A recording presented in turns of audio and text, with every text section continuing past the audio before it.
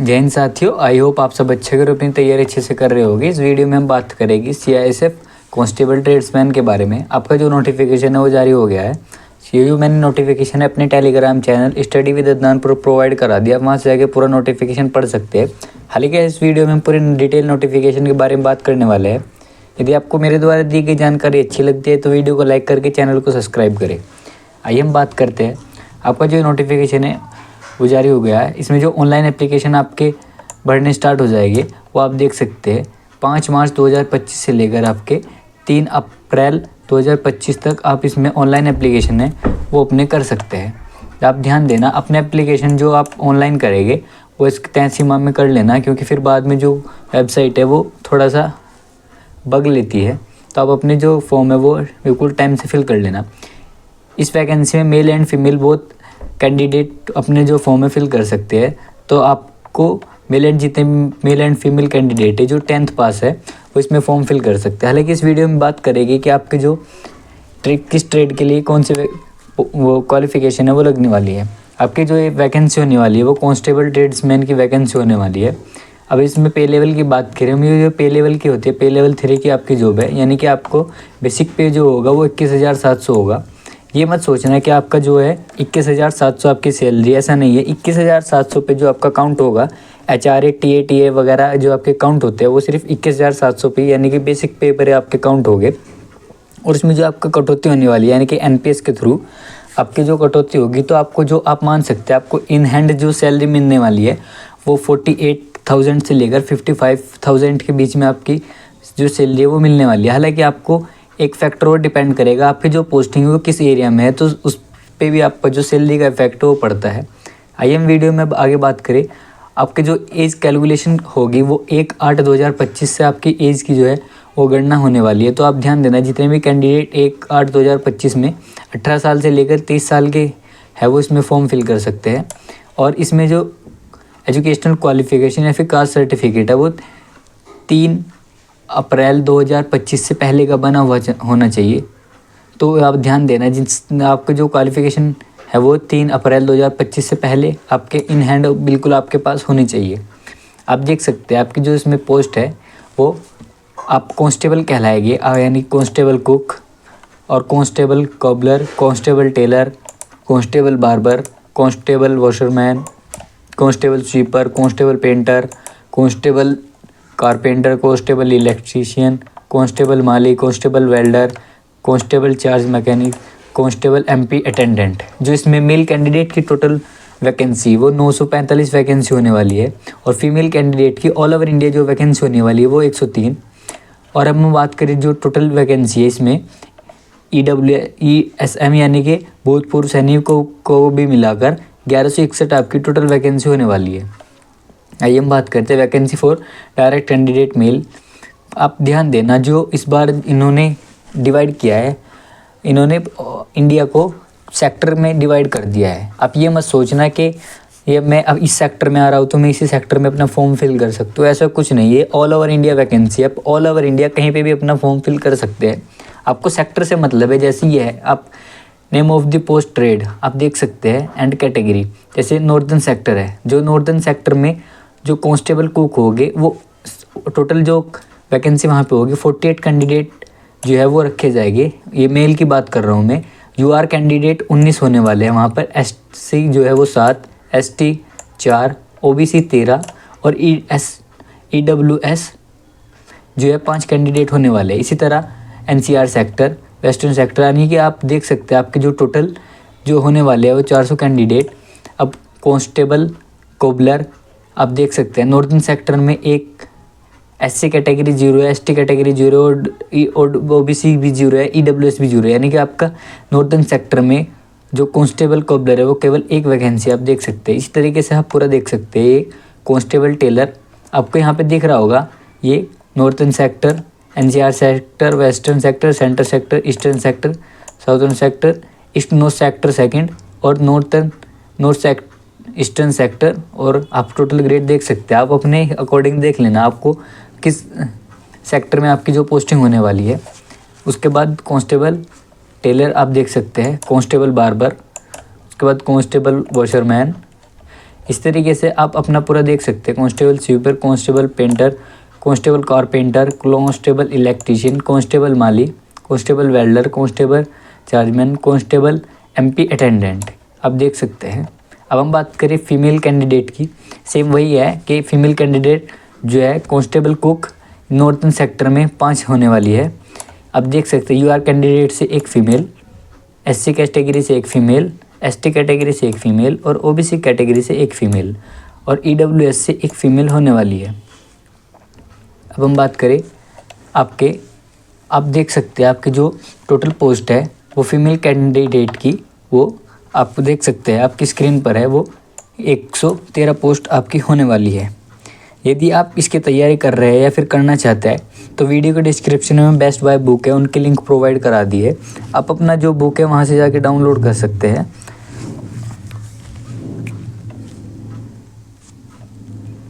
अब हम बात करें इसके कि आपको ऑनलाइन एप्लीकेशन फॉर्म अपना कैसे फिल करना है।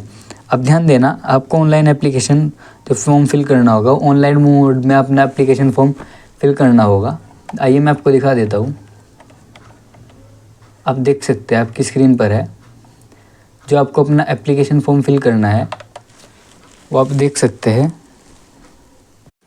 आप देख सकते हैं आपकी स्क्रीन पर है, आपको जो फॉर्म है वो ऑनलाइन एप्लीकेशन फॉर्म फिल करना है, जिसमें एप्लीकेशन फ़ीस है। आप देख सकते हैं आपको 100 रुपये एप्लीकेशन फ़ी लगने वाली है। यूआर कैंडिडेट, ओबीसी और ईडब्ल्यूएस सभी कैंडिडेट की जो है 100 रुपीज़ फ़ीस होने वाली है और फीमेल कैंडिडेट की 0 फीस है, उनको फ़ीस पे नहीं करनी है। और जो शेड्यूल कास्ट यानी कि एससी और एसटी कैटेगरी से बिलोंग करते हैं, फिर एक्स सर्विस मैन है, उनको एप्लीकेशन फ़ीस नहीं जमा करनी है। अब हम बात करें इस वीडियो में कि आपको जो है एजुकेशन क्वालिफ़िकेशन वगैरह, तो आप देख सकते हैं क्या होने वाली है। आइए मैं आपको बता देता हूँ। आप देख सकते हैं आपकी स्क्रीन पर है एलिजिबिलिटी क्राइटेरिया, एजुकेशन क्वालिफ़िकेशन। देख सकते हैं मैट्रिकुलेशन और equivalent from the recognized board और स्किल ट्रेड्स और not before closing date of receipt of the application form of the barber, boot maker, cobbler, tailor, cook, painter, माली, painter, charge, mechanic, washerman, welder, electrician, motor pump attendant. तो आप देख सकते हैं आपके पास या तो 10वीं की मार्कशीट या फिर उसके इक्विवेलेंट योग्यता होनी चाहिए, यानी कि या तो आप 10th पास हो या फिर उसके इक्विवेलेंट आपके पास योग्यता होनी चाहिए। तो आप इसमें easily male and female all over India से फॉर्म फिल कर सकते हैं। नेक्स्ट पॉइंट आपको दिख रहा होगा, industrial training institute trend personal will be preferred. Preferred का मतलब होता है, ये ज़रूरी नहीं है कि आपके पास ITI होना ज़रूरी है, नहीं, ऐसा नहीं है। प्रेफर का मतलब होता है यदि मानने के बाद 2 कैंडिडेट है, उनका सिलेक्शन किसी सेम पोस्ट पर हो रहा है और जो है उनमें से एक को सिलेक्ट करना है, तो जिसके पास ITI होगी हम पहले उसको चूज़ करेंगे। हमने मतलब से पहले उसको चूज़ करेंगे, या फिर दूसरा फैक्टर है अगर दोनों के पास ITI नहीं है तो फिर जो जिसकी एज ज़्यादा हो गई होती है उसको चूज़ करती है ज़्यादातर, मैंने देखा है। अब हम बात करें अनस्किल्ड ट्रेड कौन सी है। अनस्किल्ड ट्रेड जो है ओनली स्वीपर है। स्वीपर में ये है कि आपको ये नहीं है कि आपको झाड़ू लगानी है तो झाड़ू कैसे लगानी है, कितने डिग्री पर आपको झाड़ू घुमानी है, ऐसा कुछ नहीं है। बस सिर्फ आपके जो है स्किल्ड ट्रेड जो है मैंने ऊपर बता दिया, और अनस्किल्ड ट्रेड में जो स्वीपर है वो होने वाली है। एज लिमिट इसकी 18 साल से लेकर 23 साल होने वाली है, बाकी आपको जो छूट है वो भी मिलेगी। एज काउंट जो होगी मैंने पहले बता दिया, 1 अगस्त 2025 से जो आपकी एज काउंट होने वाली है। अब ध्यान देना, आपकी जो एज है वो 2 अगस्त 2002 से पहले की ना हो और 1 अगस्त 2007 के बाद की ना हो। यानी कि हम बात करें जिनका जन्म 3 अगस्त 2002 को हुआ है वो फॉर्म फिल कर सकते हैं। यदि आपका जन्म 1 अगस्त 2002 को हुआ है तो आप फॉर्म फिल नहीं कर सकते हैं। अब हम बात करें इधर जिसका जन्म 1 अगस्त 2007 को हुआ है वो कर सकता है फॉर्म फिल। यदि उसका किसी का जन्म, किसी कैंडिडेट मेल या फीमेल का जन्म 2 अगस्त 2007 को हुआ है तो वो फॉर्म नहीं फिल कर सकता। आपको मैंने ईजिली समझा दिया है। बाकी आपको फॉर्म भरने में यदि कुछ भी प्रॉब्लम होती है, फिर कुछ और जानना है तो आप वीडियो के कमेंट में बता देना, मैं आपको जल्दी जो उसका रिप्लाई वो कर दूँगा। अब हम बात करें आपके एज रिलैक्सेशन की। हालांकि एज रिलैक्सेशन सबको पता है कि SC/ST को जो है 5 साल की छूट मिलती है, OBC को है 3 साल, बाकी एक्स सर्विस मैन है उसको हम पता होता है कि 3 इयर्स वगैरह उनको छूट मिलती है। और बाकी जो छूट है वो आप देख सकते हैं, गुजरात वगैरह जो इफेक्टेड 2002 के, उसमें भी आपको छूट मिलती है। अब हम बात करें आपके इसमें जो है वो आपकी जो रिक्रूटमेंट प्रोसीजर वो कैसे होगा, क्या होगा। तो सबसे पहले आप फॉर्म फिल करेंगे तो आपको जो है पीईटी यानी कि फिजिकल एफिशिएंसी टेस्ट के लिए बुलाया जाएगा। पीईटी के टाइम में आपका 4 स्टेज होने वाली है, पीईटी, पीएसटी और आपका डॉक्यूमेंटेशन और आपका जो है 4th ट्रेड टेस्ट। आपको ये चारों स्टेप क्लियर करने होंगे। आइए मैं बता देता हूँ। जितने भी मेल कैंडिडेट है उनको 1600 मीटर कवर करनी होगी 6.5 मिनट में, यानी कि आपको 6.5 मिनट के अंदर 1600 मीटर की रेस है वो कंप्लीट करनी होगी। और फीमेल कैंडिडेट को 800 मीटर की रेस 4 मिनट के अंदर कंप्लीट करनी होगी। जितने भी कैंडिडेट मेल एंड फीमेल ये स्टेज पार कर जाएंगे उनके लिए फिर उनको नेक्स्ट स्टेज के लिए लेके जाएंगे। नेक्स्ट स्टेज में उनका जो है वो चेस्ट होने वाला है। आइए हम चेस्ट के बारे में हम बात कर लेते हैं। चेस्ट में जो है 1 मिनट में आपको बता देता हूँ, आप देख सकते हैं। अब देख सकते हैं चेस्ट आपका यानी कि पीएसटी यानी कि फिजिकल स्टैंडर्ड टेस्ट जो है मेल कैंडिडेट के लिए जो हाइट है UR SC EWS और ओबीसी कैंडिडेट के लिए UR से मतलब होता है अनरिजर्व्ड, उनके लिए जो है वो 170 सेंटीमीटर की हाइट होनी चाहिए। और जो उनका चेस्ट UR SC EWS और ओबीसी कैंडिडेट के लिए 80 सेंटीमीटर नॉर्मल और 5 सेंटीमीटर का आपका एक्सपेंडेशन यानी कि फुलाव आपका 5 सेंटीमीटर का आना चाहिए, यानी कि आपकी जो चेस्ट है वो 80-85 होनी चाहिए। हम वहीं पर हम बात करें फीमेल की, तो फीमेल की जो फीमेल है UR कैंडिडेट SC और EWS और ओबीसी उनकी हाइट जो है वो 157 सेंटीमीटर होनी चाहिए। ध्यान देना फीमेल की जो चेस्ट है वो रिक्वायरमेंट नहीं होती है। और जितने भी कैंडिडेट जो है स्टेट ऑफ सिक्किम, नागालैंड और जो यानी कि 7 सिस्टर से बिलोंग करते हैं उनकी जो मेल कैंडिडेट है उनकी 165 सेंटीमीटर हाइट और फीमेल की 155 सेंटीमीटर। मेल कैंडिडेट की हाइट 78 to 83 सेंटीमीटर होनी चाहिए, यानी कि आपका जो है इसमें भी छूट मिलती है। और अब हम बात करें आपके जो है ट्रेड टेस्ट में हम बात कर लेते हैं। आइए मैं आपको नीचे स्क्रॉल करके दिखा देता हूँ। यदि आपने अभी तक मेरे चैनल को सब्सक्राइब नहीं किया है तो सब्सक्राइब कीजिए ताकि आने वाली जो भी और इन्फॉर्मेशन है आपको सबसे पहले मिल सके। और बेस्ट बाय जो बुक है उनके लिंक मैंने वीडियो के डिस्क्रिप्शन में प्रोवाइड करा दिए, आप वहाँ से आके अपनी बुक परचेज़ कर सकते हैं और अपनी तैयारी को और अच्छा कर सकते हैं। आइए हम बात करते हैं ट्रेड टेस्ट। देखिए अब ध्यान देना, हर एक कैंडिडेट जो है इसमें फॉर्म फिल करेगा, क्योंकि जो आज तैयारी कर रहा है उसने 10th पास ऑब्वियसली कर रखी होगी और वो 1600 मीटर भी अपनी कंप्लीट कर लेगा, डॉक्यूमेंटेशन भी उसके कंप्लीट होगी। लेकिन सबसे ज़्यादा जो कैंडिडेट बाहर आने वाले हैं वो ट्रेड टेस्ट में, क्योंकि ट्रेड टेस्ट जो होता है वो अच्छे खासे लेवल पे क्वेश्चन पूछे जाते हैं और अच्छा खासा ट्रेड टेस्ट होता है। पिछली भी भर्तियों में हमने देखा है कैंडिडेट जो मोस्टली आउट होते हैं वो ट्रेड टेस्ट से बाहर होते हैं। यदि आप ट्रेड टेस्ट भी पास कर गए तो आपके जो है 98% चांसेस होते हैं कि आप सिलेक्शन ले जाओगे, यदि आप तैयारी कर रहे हो अच्छी।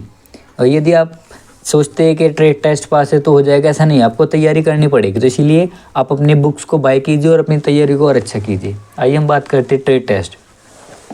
ट्रेड टेस्ट वही कैंडिडेट देगा जो पीईटी, पीएसटी और डॉक्यूमेंटेशन क्लियर कर जाएगा। ये ध्यान देना, आपको सबसे पहले पीईटी, पीएसटी डॉक्यूमेंटेशन के बाद ही आपको ट्रेड टेस्ट के लिए बुलाया जाएगा। यहाँ लगे ये सब एक दिन में होने वाला है।